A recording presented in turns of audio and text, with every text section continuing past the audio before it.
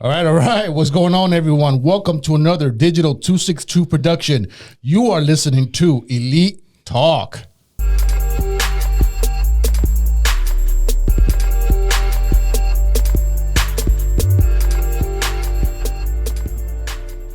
All right, what's going on, everybody, to another episode of Elite Talk. We're here with my man, G. What's going on, King? How you feeling? What's going on, man? Man, chilling, trying to stay out the way, man. Oh, yeah. And in this corner, we got my man, TJ. What's going on? How are all my beautiful people out there? What's going on with you, man? Oh, I'm good, man. Life is beautiful, per usual, you know, so everything's smooth. How about you, man? I'm just here a little jealous of that coat, man. You know, when you walked in, the first thing I say is, man, you're making us look really bad. All the time. Man. You guys are too kind, man. All the time. For the next podcast, I'm coming in with a suit like that. We all should. I think I'm going to do that. I'm going to come in with something. That's what I do, man. Holler at me. I'll get everybody right. That's sharp.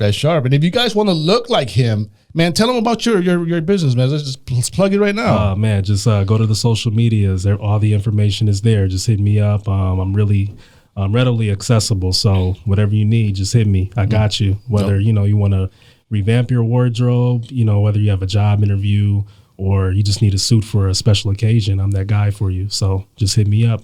We have a lot of talent here because I know, G, you're working on something too, aren't you, with your hoodies? Yeah, once again, not today, Satan. I got a few of them that's, coming out that I'm, trying to do up under the, the sun or whatnot. You know what I'm saying? It's some pretty much urban wear, it ain't, super class. So you got the best of both worlds. You got the class and absolutely, you got the urban wear. So, you know what I'm saying? And, with a message behind it, his is you can look good, smell good, and, look like you got a whole lot of money. He got a whole lot of money, y'all. Just know that. No, you both look like you got a lot of money. Don't listen to this guy. And I tell you one thing, if you want to look like me, just go to your local Walmart, Target, and they'll hook you up. Talk to my girl Susie. Hey, tell them Pilo sent you. I always tell people that's the beauty with what we're doing, man. We have everyone from different classes, everyone that has different style, different mentalities. Yeah. So that makes the world go round. So we need that. Yeah, there's something for everybody. Right. But today we have a very, very interesting podcast, and I know I say that every podcast, but today I think we're going to go in today. But I want to remind everyone that if you want to catch our last podcast, you can listen to it or you can view it on YouTube and Facebook. But if you're driving and obviously you can't be on your phone looking at us, and by the way, don't do that. You can go to iHeartRadio, Pandora, Apple, Samsung, Amazon, Spotify. You can go to all those apps and just ask for Elite Talk with G and TJ, and boom, you can catch all of our episodes. And believe me, you will not regret it. Make sure you subscribe to that, man. Yeah, subscribe and tell everybody. Get them notifications, man. Hit that bell and get the notifications. Yep, we are on every Sunday, so brand new podcast every Sunday. And trust me, these conversations are great. So another thing is, if you want to write a comment, please, we feed off your comments. So if there's something that you want to hear us talk about, or is there something that you agree or disagree, by all means, write it on the comments. Or you can go to www.digital262.com, go to the contact page or the About Us page link tab, and just write us a message, and then we'll be more than happy to respond to your comment. And we're also looking for female guests. Yeah, we're out there scouting. We're scouting. We need females on this program. But gee, tell us, why is it that we need a female on this program? We need a female perspective. We got male perspective here already. So it's good to kind of have, a female to speak her mind so we can, react to what she had to say. Because we get it. You guys comment, we talk about it, but being here live and in person is a little bit better. So, if you want to join us, man, just let us know. We'll set up a meeting. We'll set up something so we can kind of get something going, and then we'll get you on. You know what I'm saying? So go ahead and do that. Absolutely. By all means, do that. And if you don't want to be here in the studio, we can have Zoom. We can have all these different technologies to include you onto this podcast. So by all means, get a hold of us We'll get it going. So if you want to be here, like do the Tupac hologram vibe, we can do that too. So. Hey, Pilo got the technology. It's the wizard over here. I can make it work. Doesn't matter how you want to show up. Look, he behind the keys getting it in. He's the Dr. Dre of podcasting. So when it's all said and done, he's gonna be the GOAT. Yeah, that's the GOAT. That's right. So hit us up. We'll get you on, man, because we really need a female's perspective on this. Now, just keep in mind on these podcasts, we don't bash women, and if the females goes on, we don't bash men either. Most definitely. But we have honest conversations about things that we actually feel, we actually think about, but people are too scared to talk about. Yeah. Right. You know, I remember one episode we talked about what men feel, or I forgot what was the topic of that day, but we talked about how men are. It's okay to be vulnerable. It's okay to talk about their feelings. It's okay to cry. It's okay to do all these things. Yeah. But men really don't like to talk about that, you know, and that's actually a good segue of what we're going to talk about today. So, TJ, why don't you tell us what we're going to talk about today? Absolutely, man. The topic today is we're gonna cover some ground on toxic masculinity. It's a theme out here in this world these days, man, because toxic masculinity is respected and encouraged more than healthy masculinity. So as men, we don't want to sit and just watch a train wreck. We want to be able to avoid it and stop it. So we want to shed light on what toxic masculinity is, what healthy masculinity is, and how it pertains to your self-preservation, and how it also pertains to having healthy relationships with a significant other and another woman. So yeah, man, that's what we're going to talk about today. Oh yeah, very, very good subject. Now, before we get into the conversation, I want to show you guys a video. Okay. All right, I want to jump on the video, and I want you guys to look at this video. Before I start this video, I want to give a shout out to the Desirable Truth Group over on YouTube.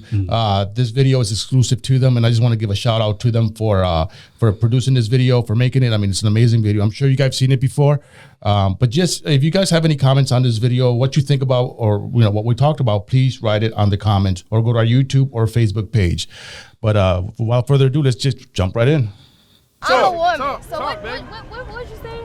I said women don't like dudes who got their own, who don't need them. They rather deal with men who are not that intellectually aggressive, who gonna let them say what they want and do what they want. They rather deal with a man like, not saying you like that, but most women out here don't want to deal with a man who gonna say, baby, nah, don't wear that. Nah, baby, don't talk like that. They don't really want to deal with that. They rather deal with a dude who let them say and do whatever they want to do. And they think if a man be a man, he's toxic. So my question was, do you fuck with a real woman? Let me answer that question. And the reason why I asked is because if you fuck with a real woman, she's going to agree with you. Hey, maybe I shouldn't step outside wearing this, I respect that, baby. nasty ass shit. Let me answer that. This is the problem. The real woman is standing too close to the hose, so we don't know the difference until we start talking to y'all. No, listen. Too close. Too close to the hose. Like that song Next. Too close. You know what? I think they both made very good points, but I agree with the man, and I'm not just saying that obviously because he's male and I'm male, but he makes a very good point. I mean, what do you guys think?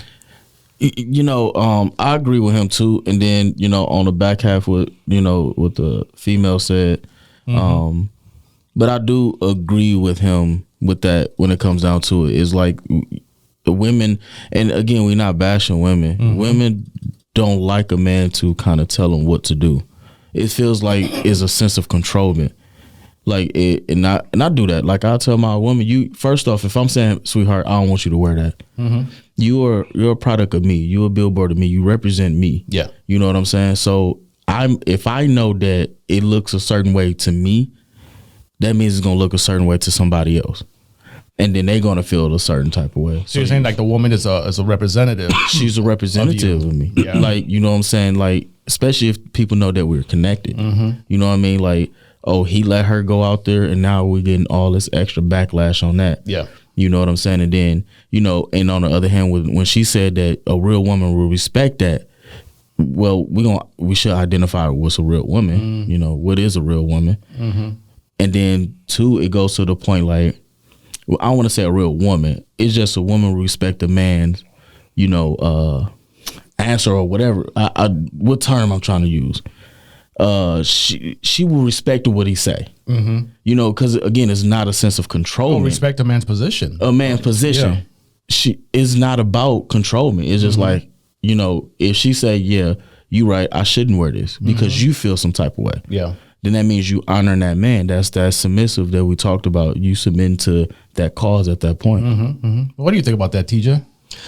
Yeah, if you're with a man, you know, say you're having a girls' night out and you wear something really revealing and skimpy, and a male that you're with or your significant other lets you walk out like that, that says a lot about his respect level for you. You have to be able to really be receptive to feedback. And there's just a level of respect. A lot of respect gets confused with insecurity, because if a man says, look, baby, I'm not feeling that, like, you got everything out there to see, and I believe you should preserve all of that goodness for me behind closed doors, then I feel like any woman that, you know, respects that man, she would not only take heed to that, but she would also be retrospective and understand, like, he's saying this for a reason, because how something looks sexy to a woman in the mirror, to her and other women, men can look at it a completely different way. Yeah. I mean, they can look at it like, you know, you're easy, or you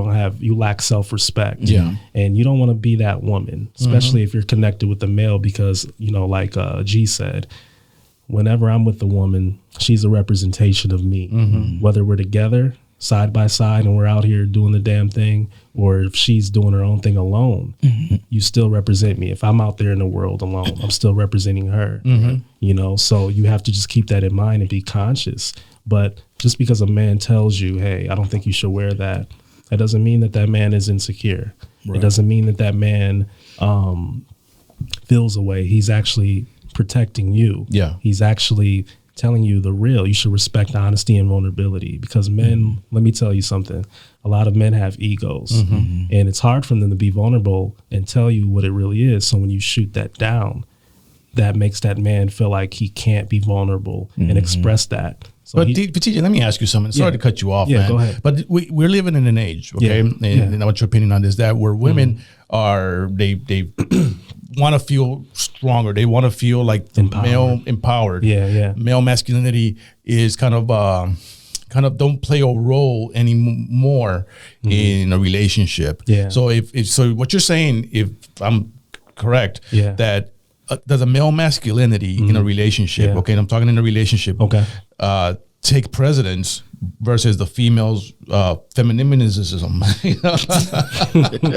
So if you have a strong woman, right, you're a partner with a strong woman, she thinks strong, she's a very strong personality, and if she wants to wear whatever she wants to wear to, you know, for girls' night, should she have the right to do so? You can do whatever you want. I mean, it's free will out here, but the women that I've seen like that, they're single. The women that I know like that, they've been in and out of relationships, running through lovers, you know, and there's a reason for that.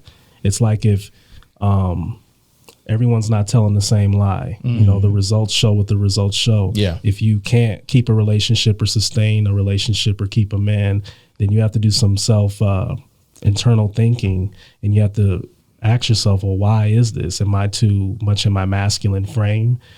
Do I have a problem submitting? Do I have a problem taking feedback? Do I have a problem taking criticism? You have to ask yourself these questions, because first of all, you have to select the right man, you know, a man that isn't chauvinistic, a man that does respect women. You have to always give your man positive intentions, and understand that his feedback is just coming from a loving place, or coming from a loving place. I'm sorry. So you have to really keep that in mind. But I've seen women that are like, I'm independent, I don't got to do this, and I don't got to listen. I've seen a lot of that, but also seen, and I'm just speaking off experience, there's exceptions to everything, but based on my experience, women like that, they're single and they're still looking for a man, and probably never will. I mean, R.I.P. to Kevin Samuels, but he used to say, either you really evaluate yourself and do some self-reflection, or you're gonna buy a dog and die alone, you know? And that sounds pretty harsh. I wouldn't put it in that context, but the women that are more cooperative and understand feedback, they're in the most loving relationships. I think if my bad, bro. Go ahead. I think if a woman is that strong-minded and what she do and how she live her life, then her mind should actually trigger off where she says, I have a man right here that's kind of telling me something that he know other men will go off of or trigger. So her strong mindedness should be like, oh no, I can't do that then because I got to respect him. Well, let me ask you something, G. Does that also apply? And I know we're kind of rearing off course here a little bit, but let me just ask you this question, and then we'll move on to our actual subject. But doesn't that go also for the male in the relationship? Of course, all day long. Yeah. Like, I didn't had that with, some of my past, with anything. Oh, you should do this or you should do that. And then I kind of look like, wait a minute. But then I have to learn sometimes I got to take the passenger seat sometimes. Yeah. It's okay to take the passenger seat because some things that a man can't do, a woman can, and it's vice versa. So if she managed to go and say, well, hey, I feel this way. All right, cool. I get it. Make it, let it make sense. If it don't make sense, if don't make dollars, it don't make sense. Oh yeah, absolutely. You know what I mean? Make it make sense, because that's how men think. We got to make sure it makes sense for us to even do it, because that's how stubborn men are. And I'm just putting it out there. Oh yeah, absolutely. Women are more emotional based thinkers. Right. Men, we're more logical thinkers. Right. Yeah. So you just have to marry those two. But when you think about the entire concept of being in a relationship, it's one word. Or there's two words, mutual respect. It goes both ways. Yeah. So that's just how I look at it. The most successful relationships that I've seen that have stood the test of time, they exercise that. Yeah. That's their ideology, and they thrive because of that. Let me ask you guys something. What level of masculinity, masculinity, does a man have to possess in order to keep a healthy relationship? Because if we're talking about a man has to possess masculinity, I guess my question is, are there levels of masculinity that we have to maintain to keep a healthy relationship, TJ? Oh yeah, there has to be a healthy balance, because you can't be overly masculine, because it could come off chauvinistic. It can come off like you can't take feedback. It could come off like machismo, basically. Yeah, like you're anti-feminist, and that's not good, because women want to be heard and women want to be respected, just like we want the same things. So there has to be a good balance, but you have to be masculine enough to garner in the respect and the understanding and to be assertive. Yeah. Women love assertive men that say what they're going to do and follow through with those actions. Women respect that all day. Yeah. But there's a way that you do it. It's not always what you say, it's how you say it. It's not always what you do, it's how you do it. Yeah. You have to do it in a way that isn't defeminizing, and you have to still stay in your masculine frame and still be assertive, but you can't be too much. You can't be too submissive either. Women don't respect that either. Yeah. Women want a man who they don't want to be. It's kind of like a catch-22. Like women, they don't want to be told what to do and just dominate it, but they also don't want to make the decisions either. They also don't want to be the person in the driver's seat all the time. Yeah. So you have to be able to do both. You have to not be overly masculine, but you also have to, you can't be too submissive either, because they're not going to respect that. There has to be a healthy balance between the two. G, let me ask you something, G. Yeah. What do you think happens when a man does not lack that masculinity necessary to keep that relationship balanced? What you mean by that? Like, well, a man who has little testosterone, a man who has little masculinity, a man that kind of lets the woman dictate or take the driver's seat all the time. Then for me, she puts him in a position of he's being weak. But isn't that what women want? Isn't that what women kind of, they like that? They want that? See, that's the weird complexity with toxic masculinity. Yeah. Because we know what we should be, but what we think and what women think are completely different. Because women, like you asked G, like, how does a woman view a man that's more submissive? I feel like women, they can lose respect for that, because women want to know that you're going to be able to, if need be, put them in their place. Like, and I say that respectfully. I'm not saying boss you around and just demean you and be chauvinistic, but if you're being, like I said earlier, women are emotional thinkers, men are more logical. So if there's a logical decision that needs to be made, a man's going to make that decision. Yeah. And a man has to be able to step in and do that. Yeah. Because a woman is going off emotions, right. and emotions isn't always conducive to the situation. Mm-hmm. So a woman wants to know, like, hey, if I'm irrational about something emotionally, he's going to step in and be that, he's going to give me that common sense. Like, he's going to make me snap out of it like Mm-hmm. that. Yeah, so, right. Yeah, I feel like I said, it should be a balance of both. Right. Because there could be no other way, because I've seen men that are overly submissive and their woman just walks all over them. Yeah. Then I've seen men who are a little too hyper masculine and their woman feels like she doesn't have a voice. Mm-hmm. So it seems like an impossible task, but you have to meet those two concepts in the middle. Yeah. You have to exert both energy on both levels, Yeah, absolutely. both sides of the spectrum. Absolutely. What do you think about that? So, and just sitting back thinking, like, you know, a lot of my past relationships or, you know, getting to know people is just kind of like, and again, I'm not saying this about bad with women, but a lot of women kind of don't know what they want when it comes down to that.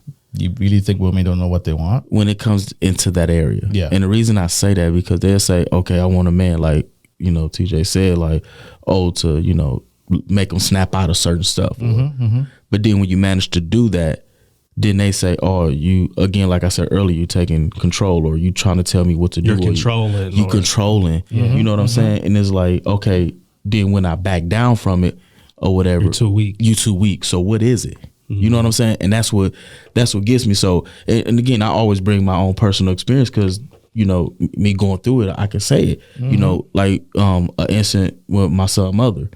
And I'm not putting her down. It's just an experience that we had, you know, when we first started dating. It was just like, you know, it was around Halloween and she wanted to go to this little lingerie, you know, party. And I told her, I said, no, don't do that. She said, why? I said, because I don't feel right you doing that. It ain't the point that you going to dance on somebody, whatever. I can care less. Go have fun. Right. Were you together at this point? We was together at that point. So then I told her, like, no, like, don't do it. Yeah. She like, no, I'm gonna still go do it. Okay, so now you just actually downplay what I said. 1, 2, okay, cool, go do what you do. And then, you know, went to the party, you know, she had fun. And then later on found out some stuff that somebody else didn't like that she did. So then it's like, okay, now you just downplayed it. So it went from there to, like, you know, like I used to tell her, hey, when you make it to work, you know, hit me up, let me know that you made it to work. Right, okay? right. Oh, you controlling. How's that controlling? I just want to make sure that you're good. I'm telling you something. Yeah. That's not a sense of control, man. Then later on, she actually, once, you know, the relationship ended, she came back and apologized to him, because when she talked to the next person, he did the same thing. And then he really explained, and I explained to her why that. He explained to her, and then she was like, man, this sounds familiar. And then she came and apologized, like, I'm sorry for that. Yeah. And I said, well, I'm not trying to control you. I just want to make sure, because that's just my role in this relationship, is a protector to make sure you're good. But if you're making it seem like I'm controlling you, then that's something that you got to self-check. Something that you went on in your past life, or not past life. I don't want to say like she got reborn, but, you know, in your past that, you know, affected you, that make you feel the way that you feel with me right now. So I'm not saying like I don't want to control you. I want you to have the freedom to do anything, because I want you to be open with me. Yeah. You just want respect. But respect. Consideration. And it's guidelines. Down the middle. I'm on this side, you on this side, and we got to meet. It's just like, what's that game? Dodgeball? You got that one line in the middle, and you hitting each other with the ball. But people come up to that line to grab the ball. We trying to meet at that line to grab as much as we can grab, so we can go ahead and do what we got to do in our relationship. Yeah. I feel like most women, not all, but most women, they have to actually, when they're younger, they really value and respect toxic masculinity, because what do women love? Women love a man, you know, and what's considered to be a man is misconstrued in society. Like being a real man, quote unquote, is being aggressive, being assertive, really kind of having like a chauvinistic attitude, like, look, I'm the man, you the woman, you gonna do this. Now you're talking about the younger females? The younger women value that more because, you know, it gets their panties wet, you know, it turns them on, because they're like, oh, well, okay, baby, he's the man. Versus damn near like women being in abusive relationships and their man putting their hands on them and being physically violent with them. They think that that's love, or they think, oh, he's just a man putting me in my place. That's a toxic narrative. Versus when they get a little older and they've kissed more than a dozen frogs, and they realize they have kids, and they realize damn, I'm tired of this. You know what I mean? So then they start to seek a man who has or exhibits healthy masculinity, and they appreciate him more. Yeah. But at that point, those men aren't really checking for them, because they probably tried to pursue them at one point, but they were so busy focused on the guy who exhibits toxic masculinity. Oh, he's a real man, versus like, we all know the geek that's in high school. Women weren't attracted to him, but they were attracted to the jock or the football player who was popular. All the women wanted him. He was big, you know, he's masculine.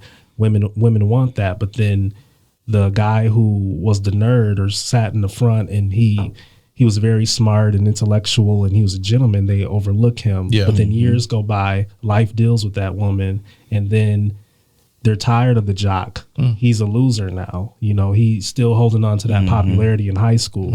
But then you have kids and you have multiple fathers for your children, and then you're like, I want stability in my life. So then you seek that geek in high school who drives a Tesla. He has a job, six-figure job at corporate America. He has stocks. He has bonds, investments. He's doing the damn thing in his life. So now you want that man. But back then, you dissed him. Back then, he wasn't masculine enough. So I feel like most women, through experience, and life is, you have to experience things, you know what I mean? But a lot of women realize that they want a guy who exhibits healthy masculinity later. But my message to women out there is, experience that now and not later, because like all that glitters isn't gold. You know, a true man's essence is emotional vulnerability, providing, protecting, and respecting you. So that's the standard that you have to have. So, and I got two things. One of them is when he said, like, back in, you know, school or whatever, how women see things. You know, I can say I've been through that, which is crazy. And I'm not saying it like because I'm always going through stuff. It's like literally that was something that I did. Like, that was a thing. That was a thing then. Like, you know, I played football, and, you know, people knew me. I was the only freshman on varsity, so people knew me. But then my god brother that I used to hang with, you know, all the time, they, you know, again, I know I said it on a previous podcast, like we was, you know, silver and gold, you know, they call it sweet and sour because we was always together. Jersey numbers 50 and 51, you know what I mean? And everybody just went, all the females just went for him. And it was like, because he had that structure. You know, I was a stocky, I'm big now, but, you know, back then I was a little better. But then it was like, but you know what I'm saying? All the females went for him. Because he, like I said, he looked like 50 Cent. He was like a young 50 Cent. So then it got to the point that they wanted him. Then once they found out who he truly was, and I'm not downplaying him, he knows because he said, then they like, man, the next thing you know, if they see me down the line and be like, man, I should have talked to you. I'm like, nah, you wanted who you wanted. Now you went through what you went through. Now look at you. But you feeling like Mike Jones. Right. Back then you didn't want me. You know, now I'm hot. You all no. Who? No. So you know, and that played a part. It's like it's crazy. Like, don't want me now. Like, I actually have females. I literally had one that really did that. Like, I should have talked to you. Well, we can. We older now. You know, it is what it is now. That's because back then they valued that toxic masculinity. That was sexy to them. But like I said, you get older, you realize like you choose the jock, and then you're out to dinner. His vocabulary is so limited. He's not that intelligent. He's just a brute at this point. His credit's not together. He already probably has like 2 or 3 baby mamas already. So it's just versus the guy who's a lame. And I would encourage any young man, like if you're dealing with this problem in college or high school, embrace being the lame, because lames win later on in life. Their stock increases highly financially because you've done something with your life and you made good decisions in life versus trying to be cool. Being cool is so, I mean, everyone wants to be cool. There's an element of that, but is being cool gonna make you a responsible man? Be your own coolness. Right. Everyone is cool and unique in their own way. But if you're a lame or you get teased and you don't get women, it gets greater later. Trust me. Let me ask you guys something. Does male masculinity for a man, is that something that's learned through how does a man learn unhealthy balance of masculinity? Where does that come from? I think it's it's multiple factors. It's who the individual is, but I feel like it mostly comes from your background, your family dynamics. You know, like if your dad wasn't around, that really structures. I think that's it right there. Is you believe that's the strongest? I would say out of all the factors, that's probably 75% of it. Yeah, maybe 80% of it is you not having a dad around, because no man taught you how to manage your emotions. No man taught you how to structure certain things. You had to learn from your mom, your mom did everything she could to raise you as a young man, but she's not a woman. So she can't instill certain things. Or she's not a man. Or, I'm sorry. She's not a man, so I appreciate it. She's not a man, so she can't teach you certain things, you know? So having my father around, that did a lot for me. Yeah. Because I had the balance. I had my mom who taught me that being emotionally vulnerable was a good thing. Yeah. Then I had my dad who showed me principles of being a man, who was like, you got to be assertive when it comes to certain things. So it was a nice balance. I was a well-rounded child. Yeah. But I think it just starts from home, and then who you are is probably the other 10% of it. Do you believe that maybe, or Gene, let me ask you this. Do you believe that, okay, we kind of came to the conclusion that the male in the household, the father is the one, say 75% of the, that's taught through, for a healthy masculinity level. But do you believe that outside factors have to have a play in this too? It do. It's who you surround yourself with, and as me growing up, my dad was in a household, but I can only take certain things from him, and apply it to myself. But then it goes who else I'm around. Like, going in Milwaukee, it was a school called Malcolm X. I remember that school. Yeah, that was my middle school, man. And I was in something called X Clan, which it was, it's like a small fraternity of Phi Beta Sigma. Shout out to Phi Beta Sigma. I'm a little brother to them. But it goes to me being around, my upline that taught me certain things. So it is being taught from everybody, and you got to take what you can take and apply it the correct way. Yeah. Like, can your dad teach you a lot? Sure. Can your uncle teach you a lot? Sure. Sometimes they not even there, God rest the men that's fathers that died, and not in their kids' life. Cause, I've been around a few of them that, was like that. But they didn't have nobody to look up to in the household. So they look on the outs for that. You know what I'm saying? So the community plays a part in that. Yeah. The community as just men or the outside or whatever plays a major part in that. Yeah. And it's all of pretty much what you take, or what that person, like you said, that individual takes. Like, I could take something from him to show me something. Yeah. He could take something from me to show himself something. You know what I'm saying? I can look at you and take something from you. We all take from each other to show ourselves something. What can we use with that person in our personal life? Yeah. Positive male role models. That makes a difference. Yeah. Because, like me being younger, I always looked to individuals that were older than me, because I would take certain concepts from a person I looked up to. And I'm like, I like that. But then I'll see another guy, I'm like, I don't like that. But then I'm also me, so I apply it to where it fits in my life. So who you spend the most time with, having great male role models, I would encourage any young man watching this, invest in being in a fraternity. That's life-changing. Brotherhood. Because you have those connections, and then you have healthy demonstrations of how to exhibit healthy masculinity instead of toxic masculinity. Yeah, that's good. That's good. Gentlemen, this has been a very interesting conversation. And if anybody has any comments or questions, you want to chime in, put in your 2 cents, please write in our comment section in YouTube, Facebook, and remember, we're on every platform. Every conversation we have, it's real conversation, it's deep, and it's just amazing. Having these 2 guys here are amazing. But gentlemen, we're gonna have to say goodbye. Do you guys have any final thoughts on what we talked about today? Man, stand on 10 toes. It's crazy. I normally had like some deep, just cuts right through. Hey, today I was. No, man, just, take what I can say, just take what you could take from each other and learn from it. You know what I'm saying? Man, sometimes it's okay to, let the woman drive. It's okay. It's okay. Is some certain times when you need to drive, sometimes when you need not to. Just let them do what they do. Okay. I would encourage anybody, whether you're a male or female, it gets greater later. Go through the struggle now.